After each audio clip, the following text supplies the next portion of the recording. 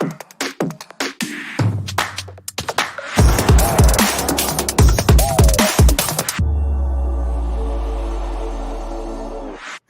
and welcome to Yotpo's Destination Online event, keeping your brand top of mind with M Cosmetics. I'm Kayla Siegel, co-marketing manager here at Yotpo. We are thrilled to have you with us today. Two things before we get started. First, we encourage you all to share this event and add your own insights on social media using the hashtag DSTNDTC, and please tag us at Yotpo so we can say hello. Also, a huge shout out and thank you to our partners for this event, M Cosmetics and Pantastic. Today, I'll be talking with Francis Pilon from LimeSpot by Pantastic about personalization throughout the customer journey and why it's so important for retention. Then I'll chat with Sarah Perez from M Cosmetics about their 2023 marketing strategies and how they keep customers connected to their brand so they come back to buy again. Those particular insights are extremely important to us here at Yotpo, because we'll be very focused on e-commerce retention in the coming year. In fact, before we jump into our first interview, I wanted to share some insights we've learned from a recent survey. We spoke with 57 global e-commerce brands of all sizes to learn more about the state of e-commerce retention. Not surprisingly, 52% said that they're more focused on retention this year. But at the same time, 40% said that they haven't made any changes to their strategy in order to improve retention. And 34% said their biggest challenge is a lack of a clear strategy. And the biggest surprise of all, 70% said that their retention rate either stayed the same or got worse over the past year, despite the new increase in focus. So what does that tell us? Brands are facing a real challenge when it comes to retention, and 2023 will be the year where they seek out answers that help them feel confident about their strategies and success. That's why I'm so happy to have experts like Francis and Sarah with us today to share insights from their extensive expertise. So without further ado, let's get started.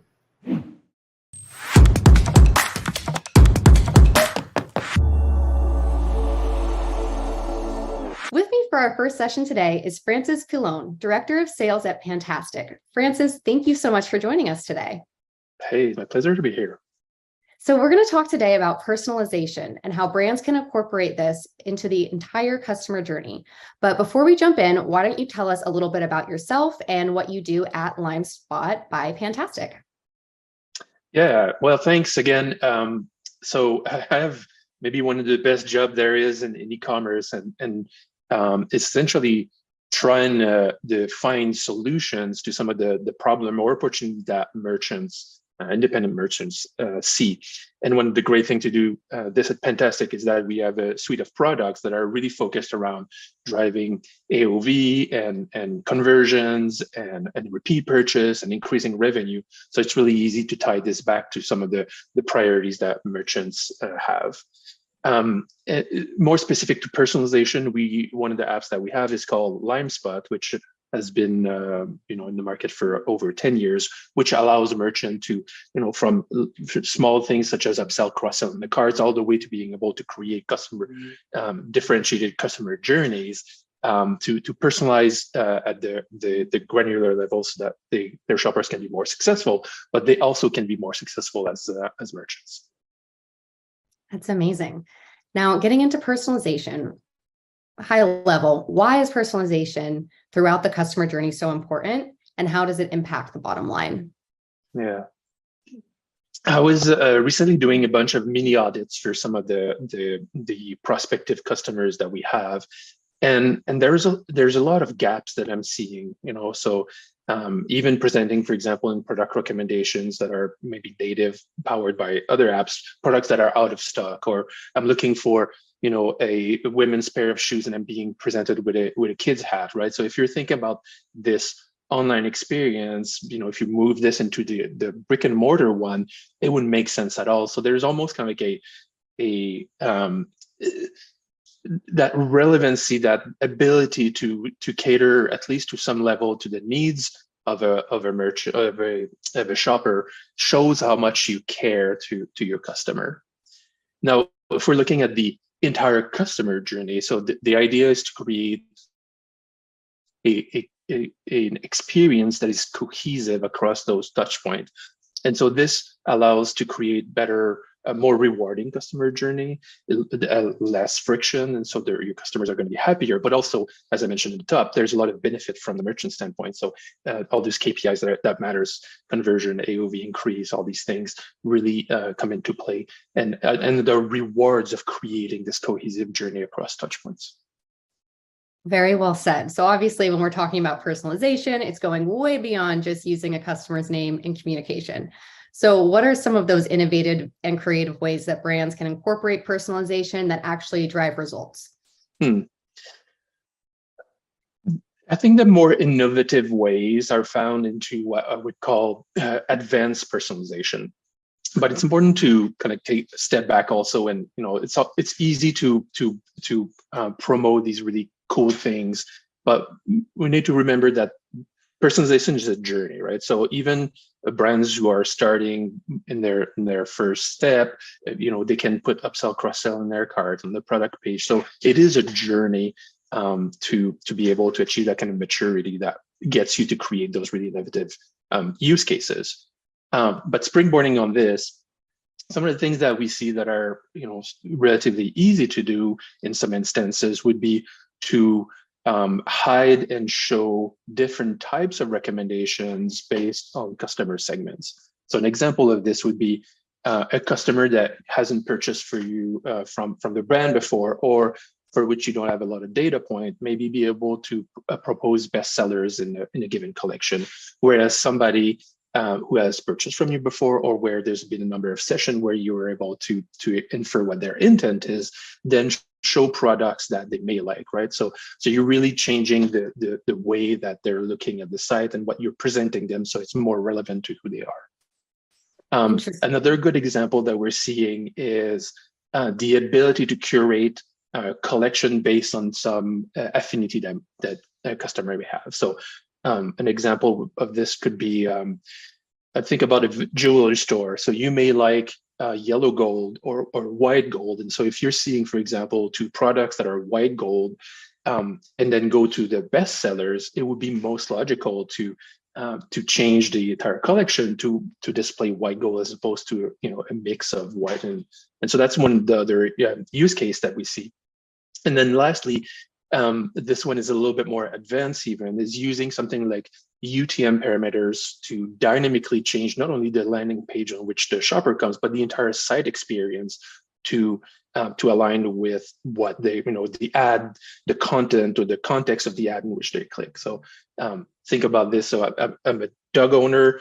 I have a puppy now, but I had an older dog, right? So if the ad that targeted me as a senior dog owner, landing on a site and being, and seeing dogs that relate to the dog that I have, and maybe seeing discount that align with senior dog foods, for example, would have been more relevant to me than seeing the other type of content or imagery that could align with somebody else. So these are really kind of like a little bit more, I guess from simpler to more complicated, but they're all very innovative way to speak to your customer in a way that they can better relate to. Yeah, that sounds great. I used to have a senior cat, so also a sucker for some senior cat content. If it were targeted, I'd be buying it. So that sounds spot on to me as a shopper. So looking at the entire buyer's journey, are there any areas specifically throughout the journey that are perhaps better to focus on than others in terms of personalization? Well, yes and no, I think would be the answer. I think what I'm hearing in these questions are there better tactics to where we can invest, and the answer is yes, in that making sure that you have upsell, cross-sell on the product page, or being able to show best sellers, for example, for larger collection would be the natural way to go about this. But I think that the other way to think about this is really tying back to some of the key moments that a customer or a prospective customer has with a brand, and being able to tailor those moments in a way that's relevant. So what's a key moment? So first visit to the site, right? So we're talking a lot about like cost of acquisition going really high, but if you have a bounce rate that's also really high, that's not really helping. So tailoring that customer journey or your site experience for example, to match some of the challenges that a potential buyer has would be great, compared to, for example, another key moment, which is personalizing around the first purchase or the first delivery or the first repeat purchase or attainment of a new loyalty tier, for example. So there's all these kind of key moments in your relationship with a customer that I think are probably more worth investigating, stepping back and looking at what their pain points, what their hopes, how you can surprise them would maybe be more beneficial and more impactful than focusing on kind of more tactical areas of the customer journey. Interesting. So building on that answer, what are some of the common challenges or hurdles that you see brands facing when they're trying to incorporate personalization seamlessly into the customer experience? Yeah. So getting the basics of personalization right is relatively easy, right? It's like the classic Pareto paradigm or principle for 20% of the effort for 80% of the results. And there's a lot of apps in the ecosystem, the Shopify ecosystem, that currently allows merchants to do this. The challenges come when you want to put the 80% of the effort for the remaining 20% of the rewards. And this is where there's maybe a little bit more, but it's important to remember also that switching from those basic personalization tactics to more advanced one, for every dollar invested in those advanced types of personalization generates 20x in ROI. So yes, requires effort, but the rewards are certainly there. And so to keep in mind when you get the basis covered and you're interested in stepping your personalization game up, one is underestimating the amount of time and effort required to go into doing those. We ran a survey last year to better understand the maturity of the brands in the Shopify ecosystem when it comes to personalization. And what we found out is that effectively there's less than 20% of the brands that answer the survey that are that have somebody on staff who's actually able to lead personalization initiative, right? So it shows that how underappreciated personalization is still today. It's almost like letting your interns running your marketing game, right? So nobody would do this, and yet the impact of personalization, sometimes we're seeing, some of the brands that we work with driving 30% plus of their entire store revenue through personalization. So it is a really impactful tactics, and yet building the kind of support, the training, the team around this is something that's sometimes left aside. That's really, really fascinating. So thinking, I got another one for you before we move on, which I think is going to be all really important, because I think merchants really get the idea of customer journey in general, or personas, and I think we've been, it's been there for many, many years, and most people working in the e-commerce world get this. However, up until recently, there was no really this technology wasn't really there to be able to turn this into an actual, to manifest itself on the site. And so I think what we're facing currently is also this kind of gap between the theory of understanding I should be creating a specific journey for a high spender who is, as affinity X coming from Colorado, for example, right? And being able to turn this into like meaningful customer journey on site and beyond. And so I think that's another challenge, is like, how do we bridge this so that we can create that value, we can understand that theory, we can then apply it to the system, we can test it, we can and then we can essentially over time improve those experiences across those various persona segment journeys.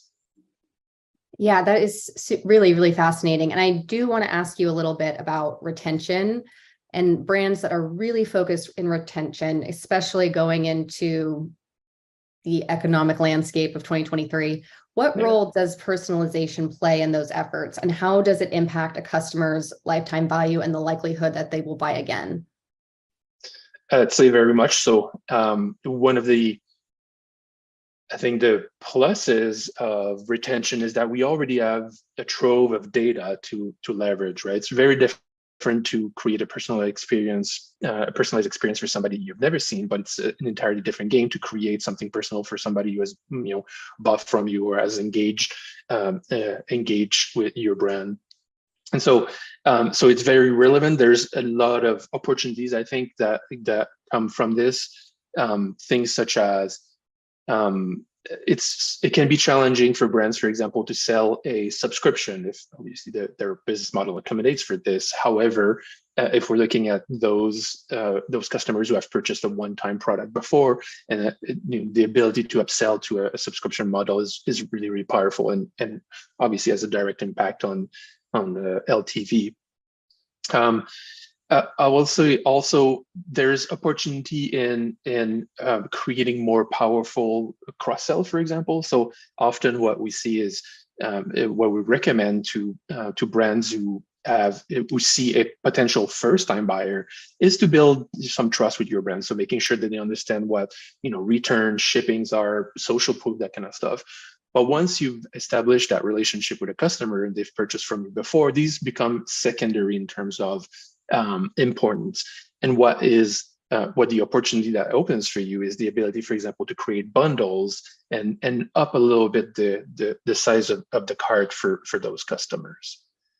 And then maybe lastly, one of the things that we would be more the opportunity that is offered is to go truly multi-channel, right? So leveraging better personalization in email, leveraging better personalization in SMS in tandem with those loyalty programs that we have, which also incentivize the customer from not only buying more often, but tentatively building better cart or bigger cart for your brand. Interesting. Now, I think you touched on this in all of your answers, but I do want to drill into it a little bit more. What pain points does personalization solve for the customer if you had to sum it up? Yeah. Again, it probably depends quite a bit on the business model, the specific brands. Often when we talk about personalization, often we're still stuck with the idea of solely product recommendations. But obviously it goes much beyond this. One good example could be the ability to, maybe that's what you were referring to when you mentioned like your senior cat, to better communicate maybe the value or educate based on specific of that customer, right? So think about maybe a supplements brand who may have customers that are senior people and those who may be athletes, for example. So vitamin C is vitamin C, right? But if I can land on a site where I'm seeing imagery and language that I can better relate to, then that's that obviously removes a lot of barriers that I have as a customer. Maybe a couple more examples. It may be easier to grasp. One of them would be like larger catalogs. So the ability to remove some of that choice overload. Interestingly enough, there is some data that shows that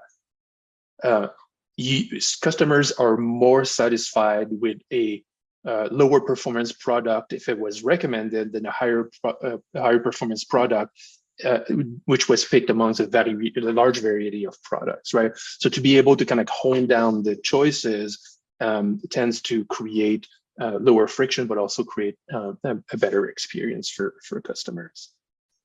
Absolutely. And then lastly, I want to say maybe this convenience factor, right? So the ability to I buy a phone case, the ability to also cross-sell me a screen protector with this, which I may not have thought necessarily, right? So there's a convenience factor that allowed me to be even more satisfied with my purchase, but also feeling holistically that is, I'm being taken care of.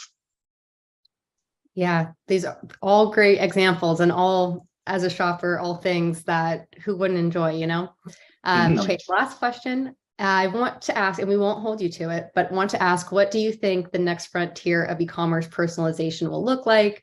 Big picture, where do you think this is going in the next 5 years? Yeah.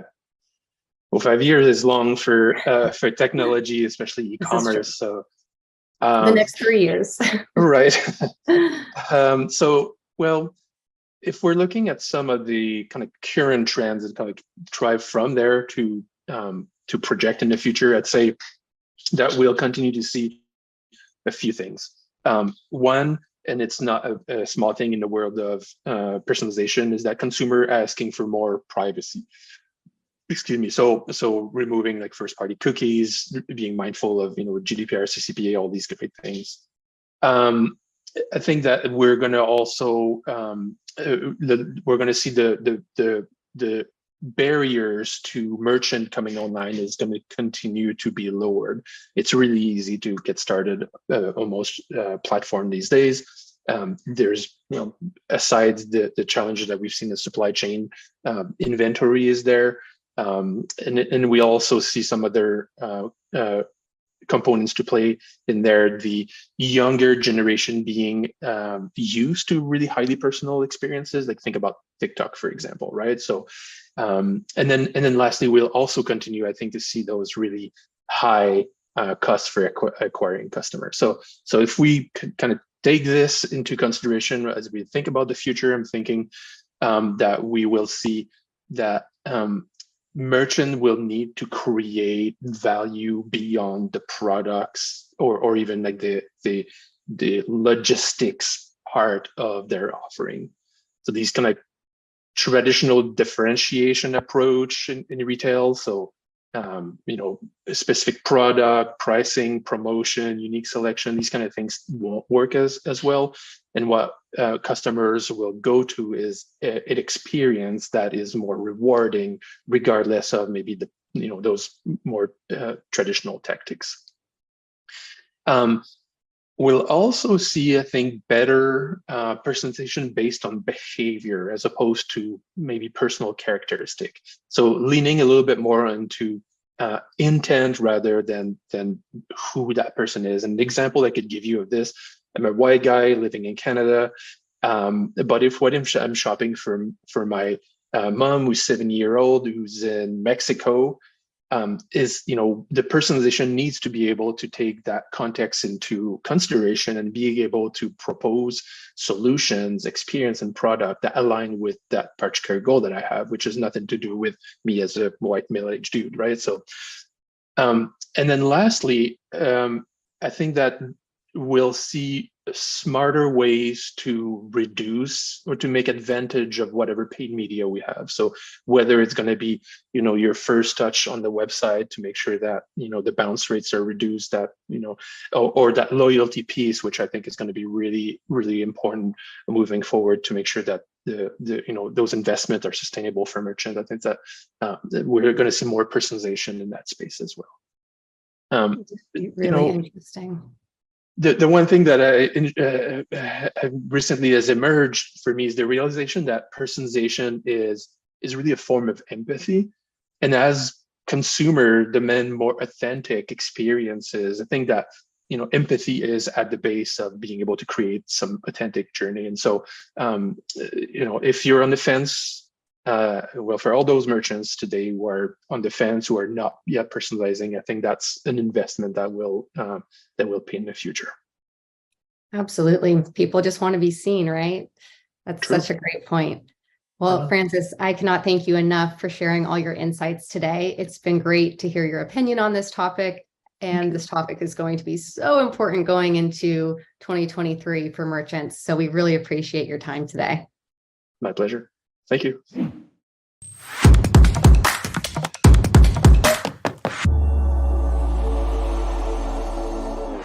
Hi, I am extremely excited to introduce our guest today, Sarah Perez, e-commerce and digital marketing manager at M Cosmetics. Welcome, Sarah, and thank you so much for joining us today. Yeah, thank you for having me. So today we're going to talk about how M Cosmetics keeps their brand top of mind with customers, among many other e-commerce tips and strategies. Does that sound good? Yes, let's do it.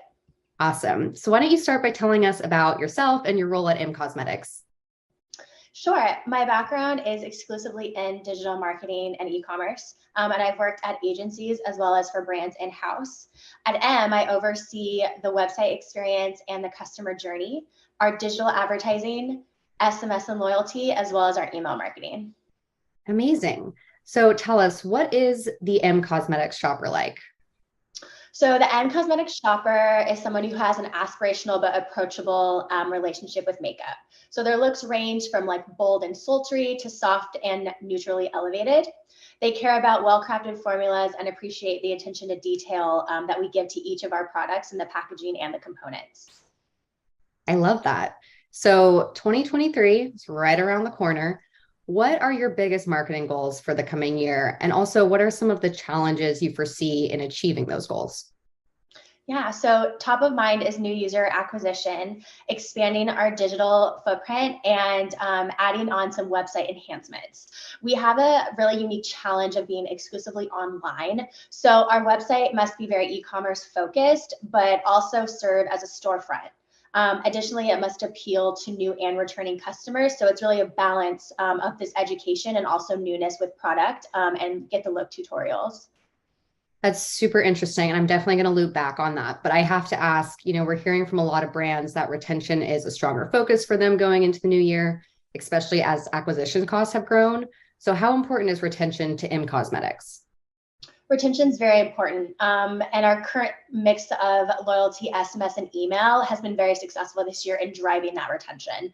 And the reason we believe that we do have a very strong retention is when someone tries our products, they just fall in love with especially crafted formulas and the different shades. One clear sign of this is when we launch a new product, we see a return customer rate close to 60%. Because consumers have so many choices in beauty, from the actual brand they're buying to where they're buying it from. So it's imperative to keep M top of mind when it comes to their purchase decision. That is such a good point and really an amazing statistic. So how are you keeping brand top of mind for these customers, and how do you know if those touch points are effective? So we utilize SMS and email channels to communicate, with our community on a weekly basis. So that's anything from upcoming promotions, current promotions, flash sales. Our social team is also really great at creating really fun giveaways and contests that keep our community engaged. We also make it a point to collaborate with other women-owned or small businesses to celebrate non-selling holidays. For example, we partnered with a brand called Mented, which is another cosmetics brand that focuses more on makeup for darker shades of skin. And so we feel like it's a good thing to keep our community top of mind when, the end of the day, we're not always trying to sell a product, but also celebrate and promote like brands and also important non-selling holidays. I love that. Now, looping back to buying online, buying cosmetics online can give shoppers some hesitation. And I think we've all been there. But that doesn't mean we don't want to buy online. So what kind of information do customers want before buying, and how do you offer that? We receive a lot of questions on how products look on different skin tones and shades. So is it like warmer? Is it a little bit cooler? And if they're multi-use. So for example, can our serum blush be used on the eye as an eyeshadow complement? And we are really lucky to have an in-house product development team. And so for every product launch or any formula update, we have them kind of create a list of like FAQs that we can share with our customers. And for any questions that might get asked that aren't on that FAQ sheet, we could just walk right over to their desk and ask them a question. So we're giving our customers this information in real time. I love that. So what are some of the big benefits to being an online only beauty brand? So one big benefit of being online only is that we can control the brand and product story by educating customers through marketing and our website. And this is opposed to someone at a retailer relaying this information to customers while they're shopping the brand maybe for the first time. Specifically, we can educate customers on the whole product story, why we chose it, how long it took how long it took us to decide on this formula, why we chose it, etc. I think it's really important for customers to know that we're not just churning out products, but really spending time and resources to make the best possible version of this product. Interesting. So it sounds like getting customers the information they need contributes to their satisfaction with your brand. So how important is it to a repeat purchase that the customer be satisfied with their first purchase? It's very important. I would say it's probably the most important aspect. As a direct-to-consumer online-only brand, it's imperative that customers have a very positive experience when purchasing and are satisfied with that product. And there's a lot of factors that influence that first purchase journey. anything from website functionality, product availability, and then when applicable, customer service interactions. Great point. I know one challenge that a lot of brands have is how to get customers to expand their product usage and try other items, usually beyond those hero products that maybe they're best known for. So how does Im Cosmetics introduce customers to new products? We like to create a look with the new product and with existing hero products to inspire the customers to create a new look or concept. Additionally, we'll create buzz around a new launch with teaser emails, and we also give our SMS subscribers 24-hour early access, which again drives that subscription and kind of feeds in that excitement for this new product. Our teaser marketing CTA again drives these non-subscribers, and we've tested out different email tactics where we are teasing, revealing, and then showing different looks. And then from that, we kind of segment based on what we're seeing with those email results. So cool. I love a good teaser. And when you're making these recommendations, are you personalizing them to the consumer and maybe their past purchases and behaviors? For the initial launch push, we do not segment. We utilize our master SMS and email lists. And really the whole point of this is to just get the new product in front of as many people as possible, and again, be educated all on the same level. Post-launch is when we begin to segment, and we'll segment based on either past purchase products or just in general type of behavior. And so this way, again, we're in control of that storytelling of this product, and then we can kind of get a little more specific with how we're treating each customer once they've been educated. Amazing. So you mentioned SMS and loyalty. Obviously, we are a little biased, but big fans of those two solutions for retention. So how are you using them to make an impact on your LTV and retention goals? So we use SMS to complement our email communication and to promote more time-sensitive promotions, like 24-hour flash sales, and again, those teasers prior to launch. Loyalty drives return purchases by incentivizing the customers with benefits, so early access, cash rewards, free shipping. And we find that for both of those, driving that engagement and keeping us top of mind and how often we're sending these emails and how often we're creating flows, for example, for our loyalty has really been a key driver in the success. Amazing. So do you change strategies at all for new versus returning customers? And if so, what is different for those returning customers? We do. So we adjust copy and content between our prospecting and retargeting audiences. We use more of an evergreen video content to attract new customers, as well as a discount code to reduce that barrier to entry without trying to buy the product without trying first. For returning customers, we utilize behavioral segments to drive them back to the site. So what categories they've looked at, are they, have they checked out recently? Are they about to check out? Are there items in their cart, etc.? And we tend to use more static images in retargeting versus longer play videos, because we tend to see that this journey back to the site is a little bit quicker for people who have been introduced to the brand already. That's interesting. So what are you experimenting with in 2023? Live shopping, AR, VR, partnerships, retail, in real life events? What's on top? Yeah, I would say the top two would be in real life events, and we are exploring some possible expansion onto Amazon as kind of a way to dip our toes into the retail world. And really the big goal of the in life events is to attract new customers and allow them to try the product in a similar setting as a retail, like a Sephora or an Ulta. The key drivers really are trying, again, the different shades on their skin tone and comparing different formulations. For example, our cheek product, which is the category we're really proud of, we have a serum option, a cream, as well as a powder. And so each of these are very different in terms of application, how they look on your skin, if your skin's dry, if your skin's a little bit more oily. So being able to do that in person allows them to determine what works best for them. And then going forward when they're purchasing, they kind of know okay, I've already tried these products. I feel a lot more comfortable buying them. And also just, good word of mouth to, friends or family who are also interested. So Sarah, I'm dying to ask, what does the post-holiday season look like for you?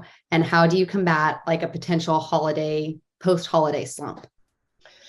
Yeah, so as far as post-holiday, we really take that time to reflect on the year to see what has worked and what hasn't worked in the various aspects of marketing. we only have standard shipping. So we have a much larger gap between that and actual like holiday and end of the month to kind of like reflect and like create plans for next year. As far as like our promotions post holiday, we kind of focus more on the like giving to yourself and the more of like self gifting as a way to continue those sales. And then we'll shift to kind of like a New Year's vibe or like a fun look. This year, for example, we launched a metallic gel silver eyeliner, which we're very excited and very proud of. And so it's a really, really fun product to layer into like New Year's Eve and like Christmas party looks. So we've been leveraging that for the last couple of weeks, and we'll carry that over into New Year's as well. I love that. I might need that to complete my New Year's outfit. We'll see. I have to get plans first, right? So going back to loyalty, do you ever offer exclusives for loyalty customers? And if so, how do you leverage them? And what kind of impact have you seen them make on buying behavior? Yeah, so we will create some exclusive merch options for loyalty. So we'll make it available to them before we will for the rest of customers who are just shopping on the website. So far, what we've seen is it has a really good reaction. We'll usually set aside between maybe like 100 to 150 units, and we do find that they get sold pretty quickly. We really just try to keep our merch that we have for them as like creative and usable as possible. So not everyone, they might not want to walk around with an M branded mug, but maybe like fuzzy socks might be something that would be a little bit more like, to their likeness. And so it's something we're just going to continue to test. We also will do exclusive point stays as well, where they can earn 2 to 3 point multipliers. And so thus far, we haven't ran those exclusively without a promo also running. We have seen that like they do take advantage of that. But going into next year, we will be testing that kind of as an exclusive offer to see how it runs without being backed up with a promotion as well. Amazing. I do love some fuzzy socks. And speaking of which, so how important, I'm assuming very important, but I'm curious to get your take. How important is it to know your customers when you're marketing to them? And what are some ways that you personalize experiences for these customers? Yeah, I mean, it's really important. I think it's really, it's relatable for consumers across really any industry. When you get an email or an SMS that has your name on it, I think we all know that's a pretty common practice, but I think it still has that really good positive effect and that personalization that people are looking for. And so one thing that we've done is we've kind of created a way to look at customer lifetime value. It's really just assigning a numeric number to people based on behavior, how often they purchase, and that total amount of money they spent with the brand, and being able to segment based on that and kind of just give them like thank you offers, or kind of just legitimizing their like offers for what they bought before, we found has had like a really good response. Amazing. So on that note, how do you know when it's the right time, and not only the right time, but also the right message to communicate with each of your customers, be it segmenting, data, combination? What's the magic formula? Yeah, so for SMS, we found that segmenting has been pretty successful in terms of purchase frequency and how often they purchase from the SMS. For email, we've done a lot of experimenting with when we send it to the customers. We've kind of looked at this at like for launches as well as just normal promotions of like when we're getting the most engagement, the most revenue. And so that, along with different testing of like content, is something we'll definitely continue into next year. So how do you keep customers engaged with the brand in between purchases? And how important is this to your overall marketing strategies? It's really important. So in between our like launch emails and promotional emails, we utilize SMS and email flows to keep engaging with customers, whether that's based on where they are in the customer journey or based on their browsing behavior. We've also found in general, looking at from an ROI perspective, our flows drive a strong amount of revenue for both of these channels without requiring a lot of money to be sending out. So we're learning different ways to kind of balance our flows and our campaigns for these channels. And overall, that's been a really important strategy to marketing. Amazing. So let's talk education really quick. Do you offer any education to customers on how to use your products? And have you found that this improves satisfaction with their purchase? And how on earth do you measure all that? Yeah, so we do offer education just in the terms of our product pages. We try to keep as much info on there as we think customers want to see. We don't want it to be, too text heavy, but I think in terms of like, ingredients and like benefits and features and just like kind of little like product hacks, we love to communicate with them just on the product page. And it does improve the satisfaction with the product because it reduces them needing to reach out to us or just in general not having like more of a negative experience. Again, that's when having like this in-house product team is just so fantastic because we can already create a list of FAQs that we have ready for customers to send out as soon as they're asking the questions. And in terms of like how we measure, it really, we look at our customer service inquiries. How many questions do we have? Is it a lot of the same questions, about usability or questions about an ingredient? And what's great is we can take these inquiries that we're getting for each product. We keep these top of mind as we create new products in terms of what information to include. Or for example, we just restaged our Color Drop Serum Blush, which is another product we're just very proud of. It was one of the first serum blushes on the market. We went in and redid the formula and fixed the dropper because we had a ton of inquiries about that when it first came out into the market. And we got so much love back from the community about us listening to what their feedback was and then doing an entire revamp of the entire product. So it all kind of comes full circle, and it's always so great to know that the community knows that we are keeping them top of mind. I love that. And honestly, that's one of my favorite aspects of a lot of our products, but like our reviews products where we can see, feedback directly from customers and then brands have the opportunity to make quick changes. It's really cool to see in real time. So I love hearing that. Well, thank you so much for joining me today, Sarah. It has been such an incredible session with amazing information. And I know our audience will just love all of these amazing insights. Of course. Thank you so much for having me. Absolutely. And thank you so much for everyone who tuned in today. Before you go, 2 quick things. 1, we will be sending you a full recording of today's event via email, as well as a request to rate today's event.